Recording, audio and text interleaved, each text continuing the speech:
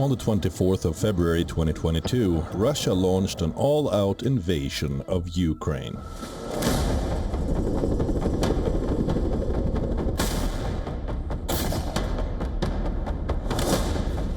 What began as Russia's military operation quickly escalated into one of the most devastating and complex conflicts of the 21st century.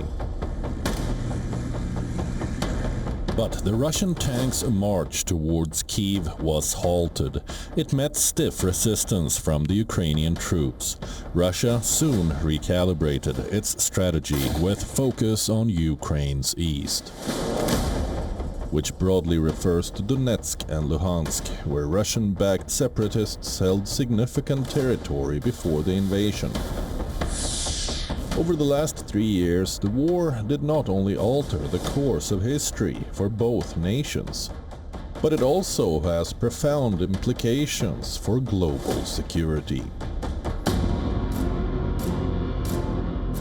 To understand the roots of this war, we must look back. The tension between Russia and Ukraine goes back centuries, but the modern conflict began in 2014.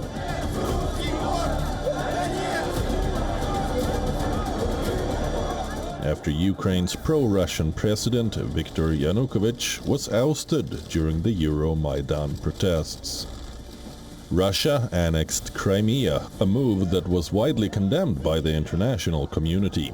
This set the stage for years of unrest in Ukraine's east. Ukraine's ambitions to align itself more with Western countries, including its publicly stated interest in joining NATO, fueled the difference further between Moscow and Kyiv.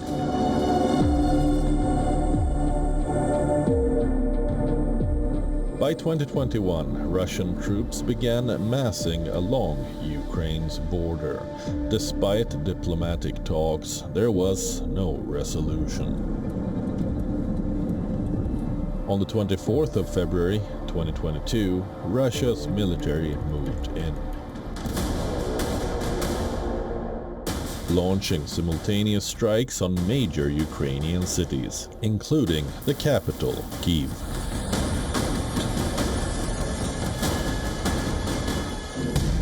A war between two nations, two men flared up, Russia's Vladimir Putin and Ukraine's Volodymyr Zelensky. Ammunition and military equipment worth about $200 billion have been supplied to Ukraine by Europe and the United States. The war led to a resurgence of fears about the use of nukes. A brutal conflict with no end in sight. Cities like Mariupol, Kherson and Bucha became the symbols of the war's devastating impact on civilian life.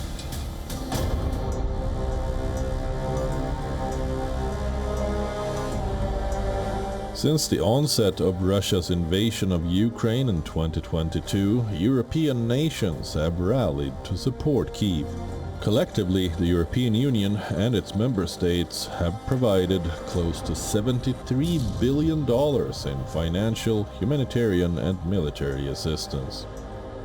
Germany has given $46 billion of aid to Ukraine, while the UK has given over $16 billion.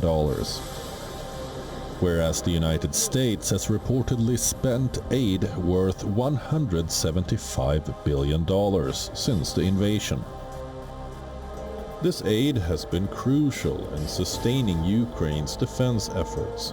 However, despite these substantial contributions, Ukraine continues to face significant challenges on the battlefield. Let's go back to 2014, when Russia first invaded Ukraine. The world watched as unmarked Russian soldiers seized Crimea and stirred unrest in eastern Ukraine. But Europe's response was muted, cautious and hesitant. The European Union urged Ukraine not to use arms against Russia's aggression. For Ukrainians, it felt like they were left to defend themselves alone.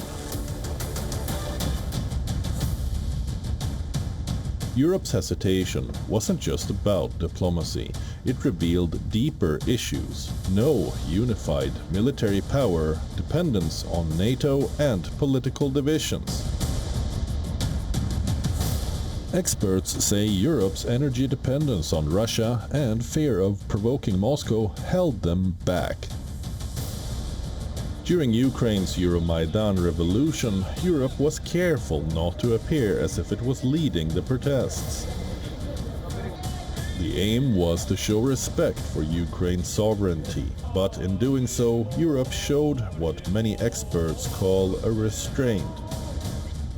The Russia-Ukraine war has revealed Europe's inability to protect the Ukrainians and to deter Russia from invading Ukraine, as happened in the 2014 Russian annexation of Crimea. Why did Europe fail to prevent this war? I don't know that there is anything that anyone could have done that would have prevented the war.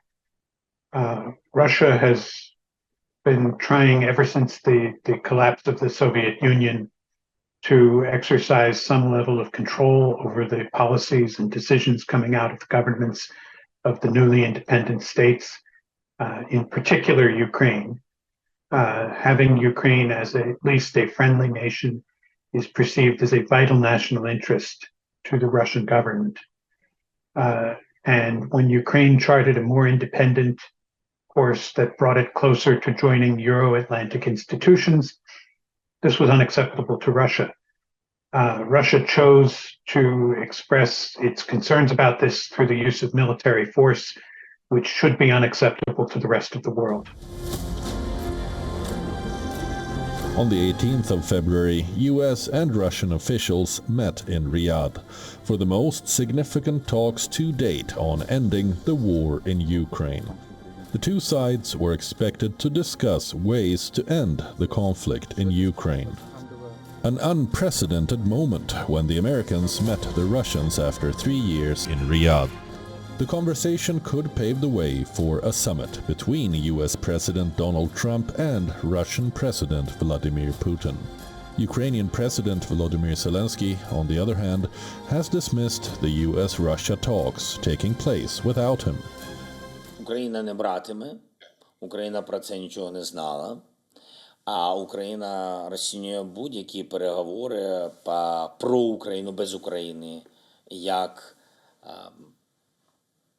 які не мають результату, і ми не можемо визнавати будь-які речі або будь-які домовленості про нас без нас, і ми не будемо такі домовленості визнавати. Stunned by the Trump administration's move to open a direct link with Moscow, European leaders held an emergency meeting in Paris on the 17th of February. But this meeting, too, only brought to the fore the deep divisions within the European allies. The French supported the British in sending troops to Ukraine, but Germany rejected the move and other nations refused to give their backing. What irks Europe is Trump's decision to exclude Ukraine and Europeans from the initial talks with Russia. Since World War II, Europe has relied on the United States for its security. The US military presence and its commitment to NATO have been the backbone of European defense. But with US President Donald Trump's approach of deprioritizing European alliances, questions have been raised on its safety net. Putin has long opposed NATO's eastward expansion. Countries located closer to Russia, like the Baltic states and Poland, now feel vulnerable to Russian aggression. Will Putin feel empowered by his talks with Washington? What would be the consequences? Will there be a new security order that will emerge? A situation that may make Europe more vulnerable? European leaders are worried about the prospects of Russia-US talks, especially happening at potentially the level of a Trump-Putin summit. Because since the full-scale Russian invasion in 2022, the US and most European countries agreed on a policy that was called no business as usual with Russia, where even within places like the UN or the Organization for Security and Cooperation in Europe, Western diplomats, with a few exceptions, will not even have like eye contact and have a coffee with their Russian counterparts. Whereas now the leaders are meeting, and Europeans basically are worried that if the US is talking directly to Russia, this US administration just won't factor European interests into account. So I think what we will see is more bilateral engagement and more interest by Europeans in finding ways to reach out to Russia and to say, at the end of the day, we are each other's neighbours, and we need some kind of European security arrangement that isn't entirely down to the US. It does seem, though, that Putin is much more interested in talking to the US than to Europe. The invasion of Ukraine by Russia was an opportunity for European leaders to demonstrate their ability to coordinate European military support without Washington taking the lead. But the picture is completely different now. Many believed that France could have served as a leading security provider in the region, while also influencing the continent's changing security order.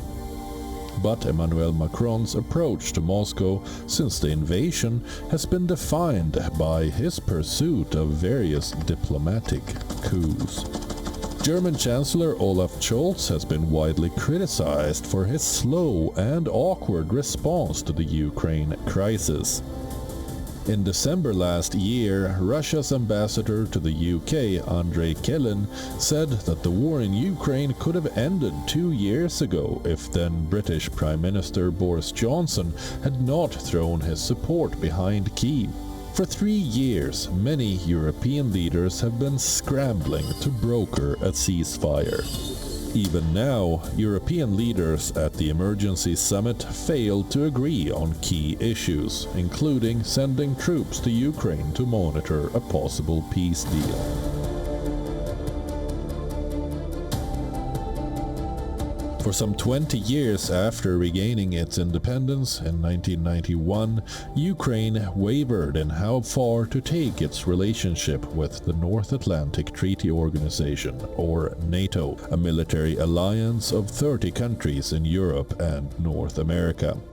Following Russia's annexation of Crimea in 2014, Ukraine's leaders increasingly came to view the alliance as the best answer for their country's security needs.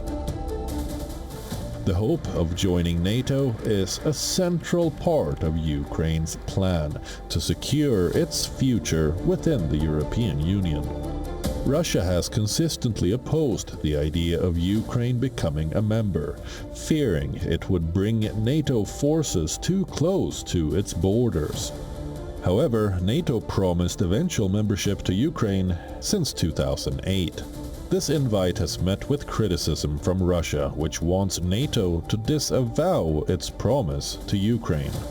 We explained to our colleagues today what President Vladimir Putin has repeatedly stressed, that the expansion of NATO, the absorption of Ukraine by the North Atlantic Alliance, is a direct threat to the interests of the Russian Federation, a direct threat to our sovereignty.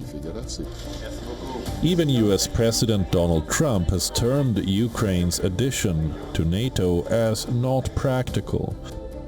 NATO played a critical role in stabilizing Europe after World War II, preventing great power conflict and overcoming Cold War divisions after 1989. But after so many years, is NATO still significant? NATO has stood firm in terms of its cohesion as the alliance of states that are currently members and its ability to deter any conventional attacks by Russia into NATO territory. There is, of course, a big difference between how NATO members feel about that and how those like Ukraine, especially, that are candidates, feel about that. NATO has not been able to prevent Russia from invading Ukraine. It's been able to help Ukraine to fend off some of that invasion and to maintain the central government's hold over the capital. But within NATO itself, there is still a sense that Russia would not dare to attack NATO. Since its inception in 1949, the United States has played a leading role in the funding and operations of NATO. However, the relationship between the two has seen its fair share of ups and downs. In 2018, US President Donald Trump plunged one of the NATO summits into chaos when he threatened to pull out of the alliance if the European countries failed to boost their spending to at least 2% of GDP by January 2019.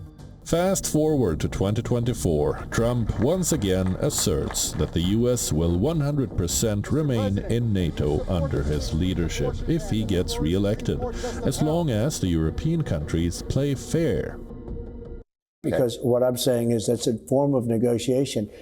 Why should we guard these countries that have a lot of money and the United States was paying for most of NATO? If they start to play fair, America's there. Yes, 100%, 100%. If the United States pulled out of NATO, the consequences can be destabilizing. Without the backing of the US, the alliance will lose its most powerful military force and strategic leader. This step would also benefit Russia and its leader, Vladimir Putin. Although a US withdrawal remains unlikely, any weakening of US commitments to NATO would be a change to global security, weakening the West as a geopolitical concept.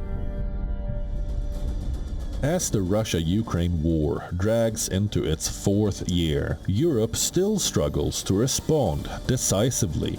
Defense production remains low, and several countries haven't met NATO's defense spending targets. In 2023, only 11 member countries were on track to meet NATO's target of spending 2% of their country's GDP on defense. The US accounted for 68% of the total defense expenditures of NATO countries. This amount is over 10 times more than the second-placed country, Germany, if measured in absolute terms. However, compared to the country's GDP, the US appears in second place with spending of 3.5% of GDP, behind Poland's defense spending of $29.1 billion, or 3.9% of GDP. Meeting the defense spending target set by NATO is complicated. The economic condition of a country fluctuates. While some countries commit to spending more, these commitments are not always completed if the head of state does not have the power to fulfill them. Some nations in NATO are wealthy, but some small, and meet their commitments in other ways.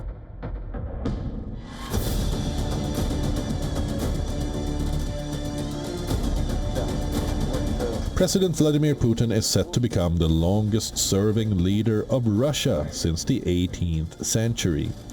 Despite unprecedented sanctions on the economy, no end in sight for the war in Ukraine, and a weakened opposition, his popularity remains strong. Putin was expected to struggle, but both he and Russia have endured far beyond expectations. So how did the opposite happen? Is Putin stronger than ever? The invasion of Ukraine was supposed to be quick and straightforward, like the annexation of Crimea in 2014, but that didn't happen. Soon, regular Russians were drafted into the military. 3 years later, Russian troops have made significant advances, capturing several major Ukrainian cities. Signs of Russia's growing military strength continue to emerge, making a Ukrainian and Western defeat seem more possible. But Putin has also faced major challenges. In 2023, his former ally Yevgeny Prigozhin led a mutiny, only to die in a suspicious plane crash months later. And in 2024, Ukraine launched a surprise attack in Russia's Kursk region. But none of this stopped Russia, which responded with brutal force. After the invasion, the West imposed sweeping sanctions on Russia, after freezing nearly $300 billion in foreign reserves. Russia today is the world's most sanctioned country. The goal was to cripple Russia's economy and limit its ability to fund the war. Over 1,000 companies cut back operations or left Russia entirely. But Russia, a resource-rich nation, defied expectations. Its economy grew faster than the G7 countries, leaving economists stunned. For most Russians, the impact of sanctions has been minimal. Groceries are still available, banks continue operating, and daily life remains largely unchanged. Despite Western efforts to weaken it, Russia's economy is still running strong, and the Western countries continue to import Russian gas. It certainly seems that Putin has been able to solidify his power inside Russia, and indeed, many would argue that the war has actually helped him to do that, because whenever a country is at war, they have stronger arguments with their own population that they really cannot brook any dissent. Also, the Russian economy has suffered some negative consequences, but because it has continued to be able to export oil, then fundamentally they do have enough income coming in to keep the war going. The international standing, I think, is more complex. Beyond the West, the non-Western world has not wanted to isolate Russia in the same way that Western countries wanted them to.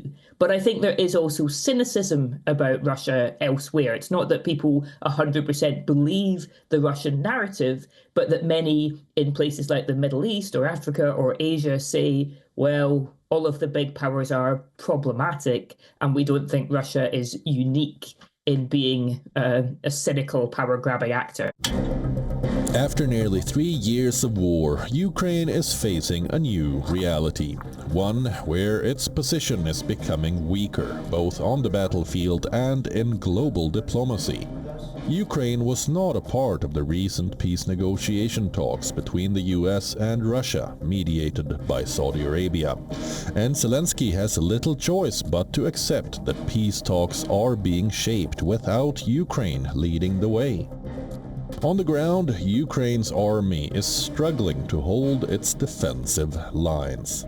Morale is low, Ukrainian troops are outnumbered and outgunned, and the prospect of giving up some territory to Russia, once unthinkable, is now openly discussed. In a desperate attempt to maintain American support, Ukraine is now offering access to its natural resources, specifically rare earth elements. These minerals are critical for modern technology and could be a bargaining chip to keep US aid flowing. Ukraine's position is weaker than before. A war that once saw overwhelming Western backing is now being redefined by political shifts and economic deals. 3 years into the Russia-Ukraine war, the conflict has reshaped global geopolitics, tested alliances, and exposed Europe's vulnerabilities. While Ukraine has shown resilience with Western support, Europe's divided stance and reliance on NATO have raised critical questions about its ability to act independently. As US-Russia negotiations unfold and NATO's future remains uncertain, one thing is clear: the war's outcome will not only define Ukraine's fate, but also signals a turning point for Europe's security, stability, and its place in the world order. The question remains: is Europe prepared for what comes next? The dilemma of Europe deepens.